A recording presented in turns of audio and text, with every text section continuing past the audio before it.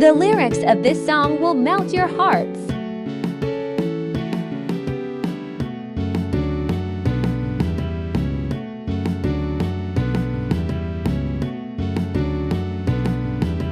Ebonyi unu na-ama mma anyị na-ama mma anyị na-adị mma, aha anyị bụcha Adamma. Ma ị hụrụ nwa m mụrụ n'Enugu, ọ mara mma, o toro ogo, a sị na o nwere ego, na o ji dọlas, nna ya nwere ego, o ji dọla. Ma ị hụrụ